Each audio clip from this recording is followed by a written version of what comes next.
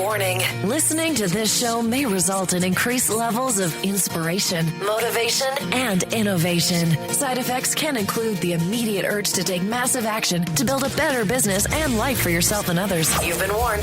Welcome to Influencers Radio with your host, Jack Mize.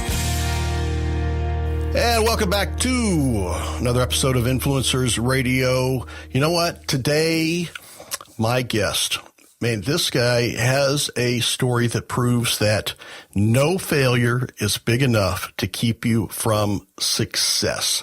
And that's a big part of what a lot of people, put obstacles, both real and perceived. This isn't a perceived obstacle. He has overcome real obstacles. And I'm talking about failure that cost millions of dollars. And he has turned that, and I don't even call him a business coach. He's a business strategist who really has the experience of running not one, but two multi-million-dollar businesses. And this guy is fiercely committed to working with high-achieving leaders. And that's an important word that we're going to be talking about today, leaders who want to lead with confidence while achieving financial freedom. And that's what my guest today brings with him. Please welcome Gene Hammett. Gene, how are you doing? I'm doing great, Jack. How are you? Fantastic. I think that that word leader and leadership is really what I want to focus on today, and which, by the way, not coincidentally, is part of your business and your podcast, Leaders in the Trenches. It's an incredible podcast where we actually get to see the real deal on what's going on with leaders and leaders in the trenches. So let's start with that and kind of define what a leader is and what leadership is, and those trenches that they are in, that they're all trying to get out of. And you really seem to have a great formula to pull them out of there. Yeah, let's do that, because here's the deal. The reason I created Leaders in the Trenches is because I believe that in order to be a business owner, you have to be a leader in some way. Either you're leading your team, you're leading yourself, or you're leading your market. Hopefully you're doing all three. Well, yeah. And from what I've seen, that your concept of this, which is really important, an important distinction, is it seems that leadership isn't about the things that you do. Leadership isn't about telling this person to do this or having this person do this. Leadership is about the person that you become to be seen as a leader, rather than kind of anointing yourself as a leader by the orders that you send out. Yeah, absolutely. Leadership has so much to do about your social influence, but that comes from inside you.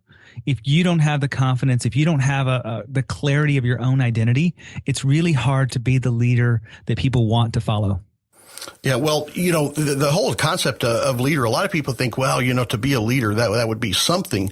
And the reality is, people look for leaders. People want a leader. Most people want someone to lead, to take them in the right direction. So, your concept of leadership is not necessarily leadership as leading employees or people that work for you or they're on your team. It's about leading in business, not just your employees, but also your peers can look at you as a leader. Your prospects look to you as a leader. People in your community look to you as a leader. And when you establish yourself as that, it seems like some great things can happen. And so what are those benefits of establishing yourself, positioning yourself as that leader?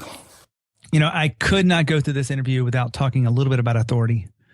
And I know that's your thing, Jack. But I think leaders have authority, right? They have engineered and been intentional about how they want to be perceived by the marketplace and by their peers and by the people they're leading. And that is a critical element that you have to have in order to really embody that leadership. Some of the other elements are around, influence. It's also around, inspiring others to believing in themselves, even that if that's your peers. And then it's also about achieving goals. Now, a lot of people say that leaders are born, but it's also that if someone has that entrepreneurial spirit, there's people that are out there, even professionals or CEOs running their own business, even if they are born, but even if they aren't natural born leaders, it's still something that can be developed. And you touched on a few of those things. So what are some of the things that you, as a person that coaches and brings that out in people, what is it that you first look at to see that, for them to realize that they do have those leadership qualities and to bring that out in the right way? A lot of my clients will come to me, Jack, and talk about leadership, and they will ask questions, and they want to know how. Everybody wants to know how to do it. And I'm sure you get that all the time with your work. How do you do X, Y, Z? And I can talk about how to be a leader. I can talk about how to lead your market, lead your niche. But the real question goes back to, who are you being to be the leader? Because if you don't have that mindset right, it's really hard to accept the how. We were talking in the pre-interview around how many people will buy things and not do anything with them, right? They want the information, but they have not solved that age-old question, is their own identity. Who are they in this world? Yeah, and that really affects people in so many different areas of their lives, because, we talk about that as far as people that buy things, whether it's they buy coaching, if they buy information products, but also talk about people that buy gym memberships, right? The gym membership industry could not survive if everyone that bought a membership actually showed up at the gym to use it. Right? It would be beyond capacity. And so that right there tells you that this is a natural, human nature. And, what is it that you people can do to say, no, I'm stopping this. I'm not going to be one of those. I'm not going to be the reason that this type of model works. I'm going to be the person that actually shows up and makes this happen. Let's go back to this again. It's all what happens inside their head. That inner voice that tells them that they can do it or can't do it. And I know this may sound woo-woo to some of you guys out there that just want to know how, and here's the action steps to being a leader. But it is so much about what you believe is possible, how you see yourself, how you see the world, and that shapes the actions that you take. So using this gym membership as an example, their business model is totally around only 15% or so are going to show up.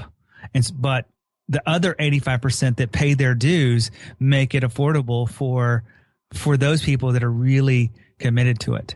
But the difference between the two is not in their ability to pay the bills. It's in their ability of deciding what they stand for and what they're going to do from there. Yeah, and it is remarkable, almost a study in anthropology to watch this and see how this unfolds. But one of the things that you are really good at is to open that up and unfold those opportunities for people to change, to get that mindset right. So let's talk a little before and after. So give an example of when someone comes to you, and what do you see as those common obstacles, those common things that are blocking them from being that person? What is their mindset when they come to you, and what are some of the things that you're able to shake out of there to let them see how to move? Because that's one of the big problems. People don't see, how can I change the way I'm thinking about this? How can I go from, what I think a leader should be to what it really means to be a leader? I think the biggest thing here is about, I kind of lost my train of thought because my wife just came down the stairs, Jack. But the biggest thing about this is really about, what do they want in this world? And that sounds like an easy answer, but the truth is, that may not be as easy as people think, because how many people come to you thinking they know what they want, but after a few minutes or a session with you, they realize what they really want is something different. Let me give you that example that you just talked about. They don't know what they want, and they don't know how to think about it because they look at their peers, right? And I'm going to say this is one of the things that really pisses me off, if I can be so bold here, is people get into business and they have a great idea and they look at the peers around them in that space. Whatever, if you're a web designer, you're going to look at the people above you and around you when it comes to how do you price, how do you work on projects, how do you communicate, how do you really go out and market yourself. And the problem is most of them are looking to people that are doing it all wrong. Even if they look at the people that are bigger than them and say, well, this is what they do. And a real good example would be, I had a client who wanted to break out of his job, and he had some freelance work on the side. He had a web design business, and I had one conversation with this guy, and he decided, I'm going to give up trying to do it like everyone else. And he went for it. And he is like, I'm going to market myself as a very niched web designer. And he picked martial arts. He loves martial arts. He loves that conversation. He actually hates to sell, Jack, which is very common. People that are really good at what they do don't necessarily like to sell. But he thought that if he worked with the people that he loved to work with, and in fact, we looked at his kind of history in this one conversation, and he had like 17 different clients he had worked with in this area, but he had never thought to focus on them. And so he focused on them with a postcard. This was after about maybe 30 to 60 days. And he sent out a postcard to 60 people, whatever that cost, about $30. He designed it himself. He did it. He got the free prints on Vistaprint and everything. So it cost him about $30 to send them out. He ended up getting $5,000 worth of work. That's a good return. It's a great return, but it's because he let go of trying to do it like everyone else, which they don't market. They wait for referrals, and he decided, I'm going to be a leader in my market, and I'm going to just go out there and claim this thing. I'm going to be an authority. And his mode was, I'm just going to send out some postcards, and he got a ton of business from that. I asked him, I said, was this people you've done business with that you're just kind of reconnecting with? He goes, no, that's new business. These are people that had never done business with me before. And I said, well, what do you think was the deciding factor? He goes, I made the postcard about them and their business and not about the services I provide. And so he had pictures of MMA fighters. He had pictures of these things, and he had a website that they dumped into, and it was all about MMA. It was all about the work he had done. The portfolio aligned with everything that he had. They looked at him as an authority before they even got on the phone with him. Yeah, that's a very important piece that so many people either neglect or completely ignore. Is they're so busy trying to convince the world how good they are at what they do, and forget to speak to that prospect's problems, to speak to that prospect's pains, and let it be about that prospect. So that's a great way to, people that are spending so much money on Facebook ads and pay-per-click and all this stuff, trying to convince everyone they're the expert to come work with them. Something as simple and old school as a postcard that's about the prospect generates that kind of return, which clearly can't be beat. And the key point here, I told you, everything comes back to this. This particular client was ready to claim what he stood for. And what he was willing to give up is, I'm not going to say it's everything. I'm not going to serve everyone. I'm here to serve exactly who I want to serve. These were the projects that inspired him. And he went after and did that. And I tried to urge him to raise his rates, but he felt guilty because he's like, these are the people I love to work with, and it's so easy. I've done it so many times. So he wouldn't even raise his rates. Now, I could tell you more stories about people that have done this and charging a premium price for what they do. But he fought me tooth and nail. He's like, look, this is like stealing money, as easy as it is, because the way the market sees him is the leader. And goes, because in that right there is, I think, one of the keys for someone, especially like that. You said this guy, he had a job working for a company. Yeah, we talked about this. I started to tell you the story in the opening conversation, Jack. He was working with a company where he was getting health benefits, and he had some freelance work on the side. And I asked him, can we do a little exercise? And you guys at home can do this exercise if you're looking to break out on your own, is look at your freelance rates and then compare that to what you get paid per hour at work. My hope is that there's a huge difference. If there's not, then you need to really think about what you're doing. But in this case, Jeremiah was doing this exercise with me, and I said, now let's add in whatever you pay for insurance, because that's what his wife said. Well, we got insurance, and he was working 3 days a week on this project and was able to get health insurance from that. And he did the exercise, and he was silent. I'm like, is this news to you? And he goes, well, I make more money in 2 days than I make in the 3 days by a factor of 2. The 2 days was his freelance work. And so it was just hilarious how he was just so unaware that he was getting paid $20 an hour at his job. And his freelance rate was like $75. But the $20 came with insurance. The $20 came with insurance and a bunch of people and bosses and a bunch of things he didn't want to do. And he's like, I just didn't know. I didn't realize that. He was on my podcast. If anybody wants the full story, Jeremiah was on here. I have to pull up the episode. But it was such a moment with him. That was episode 79 at Leaders in the Trenches. He went through this, and when he was able to go through it. Now, sometimes it takes us going through these trials and tribulations of our lives. You mentioned about mine earlier. You have to go through it and look back. Jeremiah looks back at it now, and he goes, look, I'm not the richest guy in the world. He goes, but I am super happy with the life I've created and the work I'm doing. And I got to thank you for that. And he did that on that podcast. So it's amazing to be a part of those kinds of transformations.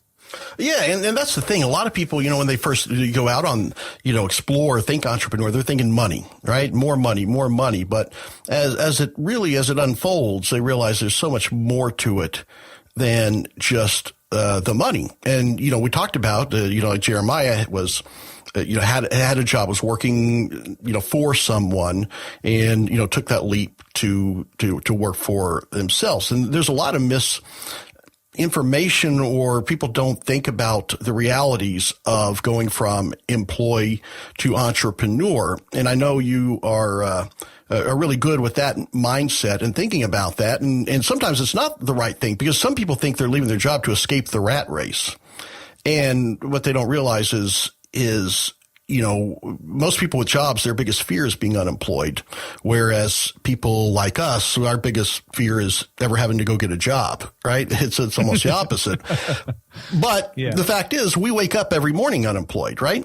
And that's a big mindset change to think about when people go to work on their own, that maybe instead of leaving the rat race, they may be jumping into a completely different rat race if they don't have the right mindset around it. So I know one of the things you're really good at is working with people that are making that transition from employ or being in a traditional world to breaking out into their own businesses. What are some of the important distinctions or some of the important things for people to consider when they are making the decision or actually taking that leap for that transition? There's a lot of things. Like, just because you're good at what you do doesn't mean you're going to be a great business person. There is a huge number of people that are excellent at whatever their talents are, and they have expertise in doing this stuff. They've worked for corporations for years, but that doesn't mean you can run a business from it, because you have to let go of some of the things. You have to let go of trying to do it all yourself at some point in time. Which is that one of the main characteristics of in the trenches. You think that no one else can do it like you. The other thing is you have to love the business side of what you're doing. Let me explain that, because a lot of people, I want to be crystal clear, is let's take coaches. I work a lot with coaches, and coaches would rather just coach and not worry about the sales side, not worry about the money side, not worry about any of that stuff. And so they avoid it. They avoid follow-up. They avoid anything that relates to not coaching. And so they'll be productive procrastinators. You've ever heard that one, Jack? Oh, yeah. Well, I've heard it from you. They'll be productive procrastinators, mean they'll easily justify there's something else to do besides pick up the phone and talk to someone and follow up from a call from a week ago or 2 weeks ago or a month ago, or make a sales call for someone that they've never talked to. And I just don't get it. I base my day on how much time can I create around to actually sell. So you have to understand the business side of what you're going to do and love it. You can't just tiptoe through it. You've got to really want to master the foundational elements of this. And what I mean by that is knowing who you serve, knowing what problem you actually solve, not just what business you're in. What problem do you solve for your clients? And then what business are you really in? How do you structure that offer? And then also, how do you attract leads? How do you enroll those into being clients? Hopefully premium clients is what I believe. And then also, how do you follow up? How do you serve? And then from there, here's the key. And this is what I believe, that once you have those foundational elements, and most people skip them, they just kind of jump into business. They want to go straight to how do you scale it? How do you get Facebook ads to run and get me leads? And I think that's a big mistake. Yeah, or they even before they jump into the ads, and you brought up a point that I want to make sure that we don't skate over, is that productive procrastination. They may spend a lot of time looking into Facebook ads or learning about Facebook ads. I call it the getting ready to get ready disease, right? That's what they do, because, a lot of people, when they first start their business, rather than saying, how do I go out and get my first customer? They think, well, just in case I get a customer, I better find me an accounting package, right? And those are those things that I kind of think about when you talk about the productive procrastination. Yeah, that might be something they may need at some point for their business, but it's not necessarily what they need to focus on now. Do you find that that's one of the biggest obstacles, or one of the biggest impediments to people growing or getting traction for their business, is that that procrastination, that productive procrastination? Because it's very dangerous, because and define that too a little more so people know. And I've heard you talk about it, but it's about doing things that, yeah, they have to get done. It's not like they're off just messing around on ridiculous stuff. It's not like they're playing video games or anything. So they give themselves a justification to do that, right? Is that accurate? That is really a great description of it, Jack. Thanks for listening to my words. Productive procrastination is really the epitome of being in the trenches, because when I created this podcast and I'm doing all these interviews, what I noticed in the marketplace, and my wife gives me permission to talk about this. She's a motivational speaker, and she would work really hard. She would really work hard to work in her business, and she was trying to get it done. And I had to have this talk with her one day, and I still remember it distinctly. I said, either you've got to do something different or you got to go get a job. Now, she started crying, and I probably could have done it more tactfully. And it just really is, it really was a tough conversation, but I needed her to get fired up. And in this case, she was avoiding, that productive procrastination around the things she really should do, which is, how do you go out there and get gigs? How do you talk to these people? How do you position yourself, maintaining your website the way you want to, and positioning the way it looks so that you, as a speaker, here's a rule if you're a speaker, and you've probably heard this before, Jack. If you're charging $5,000 for your speech, you better look like you charge 10. Right? Yes. And so she focused on so much other stuff, but not the business side. And that's a very good story about productive procrastination.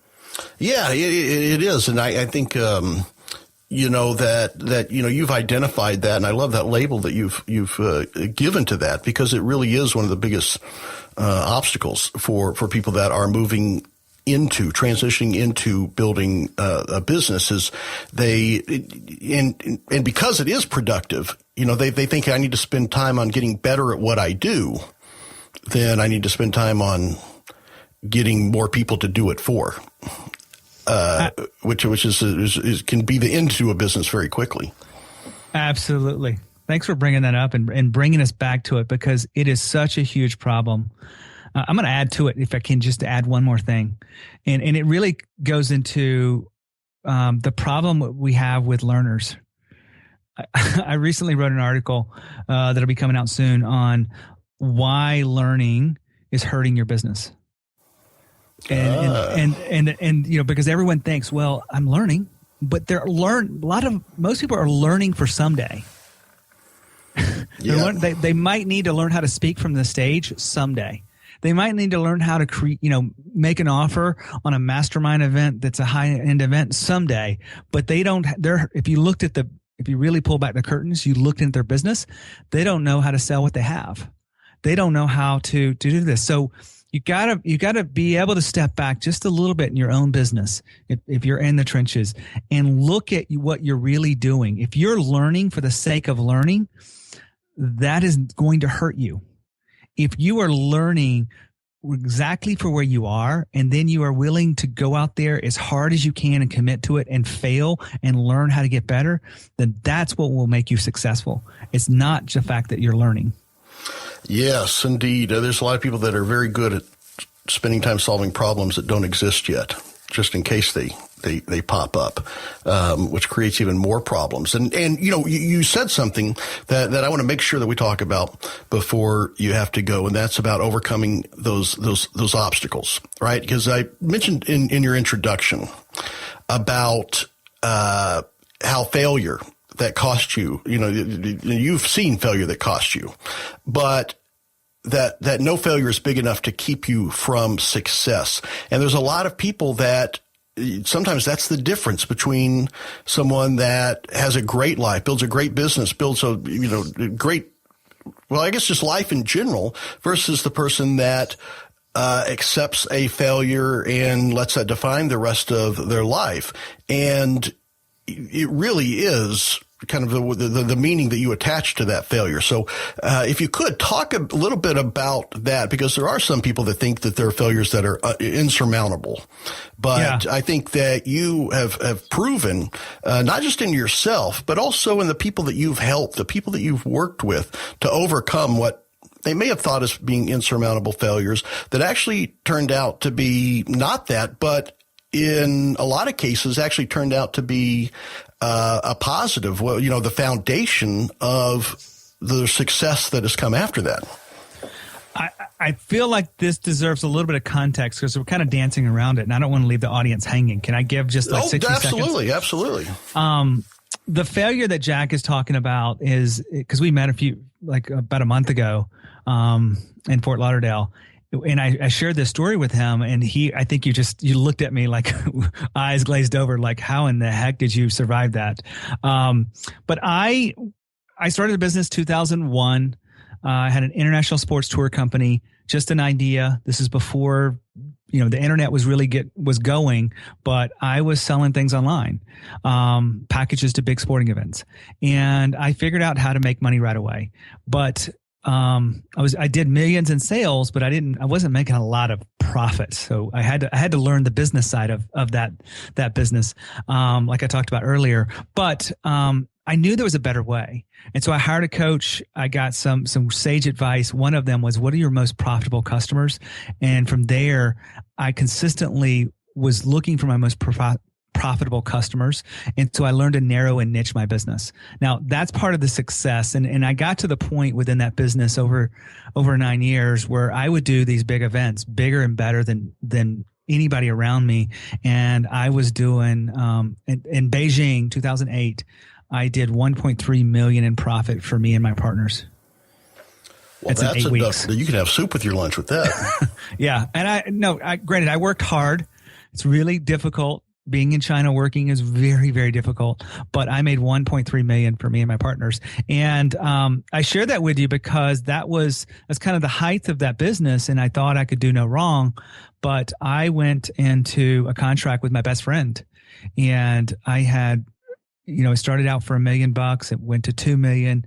It grew to 3 million, and everything seemed fine until it wasn't fine. And on January 15th, 2010, I lost $3 million cash. All my money, all my, the clients had invested with me and had been working with me for years and years and years. All of this money got wrapped up in there. I lost my house. I lost my business. My business was worth over $1 million, and it just crushed me. And many people would probably not bounce back from that. I didn't know it was going to fall apart, Jack. And I've gone over the 60 seconds, but here's the real beneficial part. I knew that would be a gift in some way. I didn't know how, because it was crushing.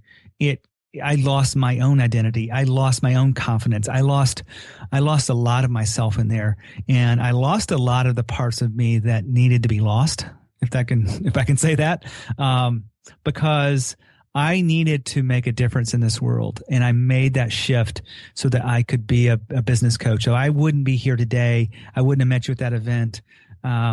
And I wouldn't be making the impact that I'm making every day with my clients if I hadn't gone through that. So that's kind of the context around this big failure.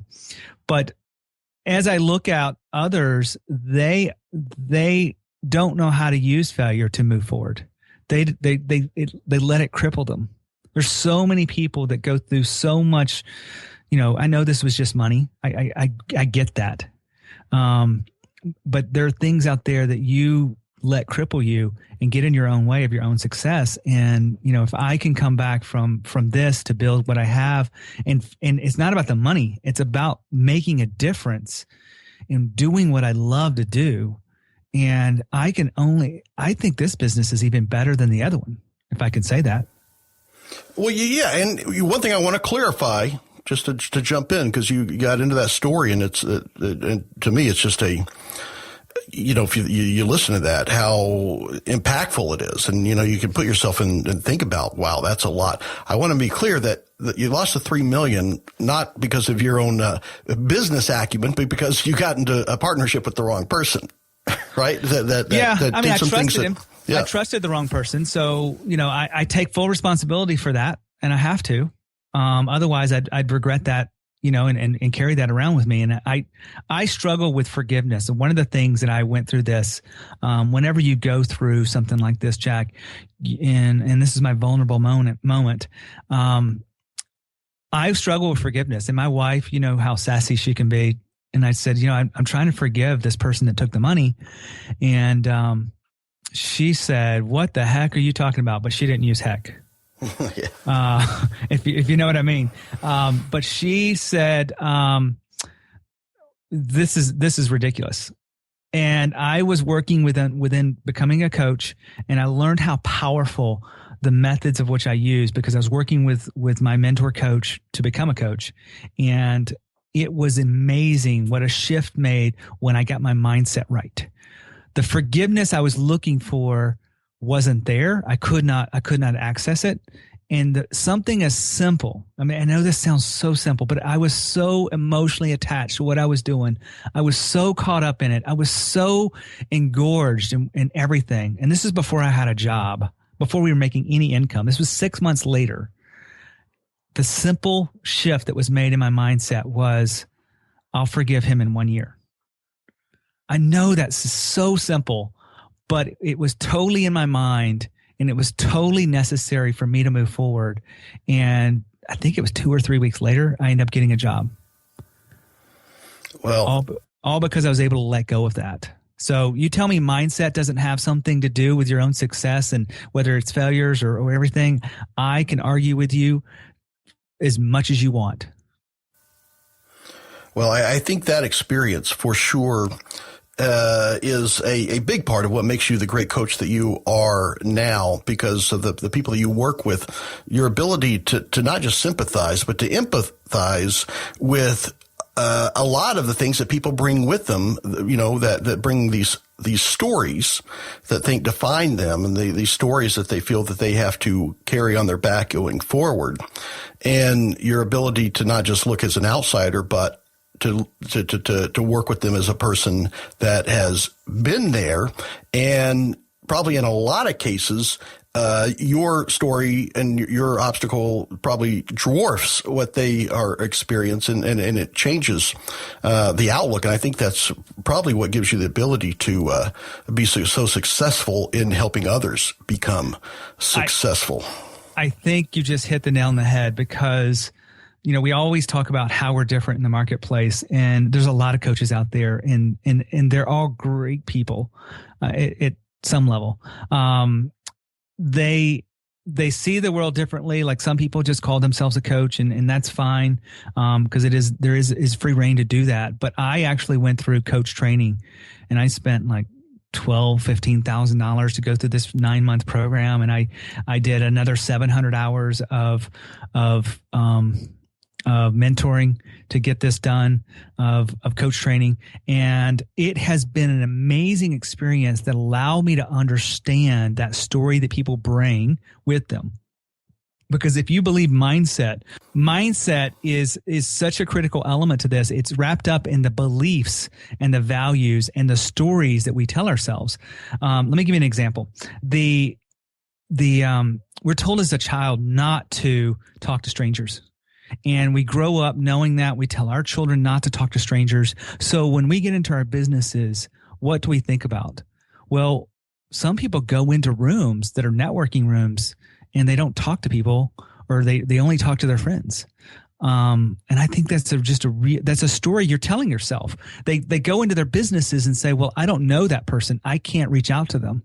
And I call this is the story that you live in. That doesn't mean it's right. I recently did an episode. It was one of my favorite episodes. I call it Your Truth versus the Truth. And it's a great episode. It's number 99, Leaders in the Trenches, if you want to get more depth around that. But the story we come with really does impact our own success. And you cannot break free of those stories and those beliefs by watching a video, by watching or listening to a podcast or reading a book, because those are someone else's stories. You don't know what you're living with. So you have to have real coaching conversations, in my opinion, and you should do that with a trained person. That's my opinion, Jack. Well, no, I think that's definitely why I count you as an influencer, because of your, not just your ability, but your willingness to share this with others on the scale that you do share this. How can folks find out more about Gene Hammett and what you're doing? Listen to the podcast, and also some of the great trainings that you put on. Well, and I appreciate you bringing that up, Jack, and thanks for having me on the show, because it's been a blast to talk about these things, and influence is such a huge part of leadership, and just being on the show has been a pleasure. My website is leadersinthetrenches.com. I've mentioned it a couple of times, and I don't even look at this as self-promotion. And maybe this is my story. I have so many amazing guests on my show. I have some very well-known New York best-selling authors like Michael Gerber, Michael Port, Scott McCain, Larry Winget. But I've also have some stories of people that are very unique. Actually, my top download episode is an Australian guy talking about small events. And he dwarfs everyone else for some reason, maybe because he's the only Aussie on the show.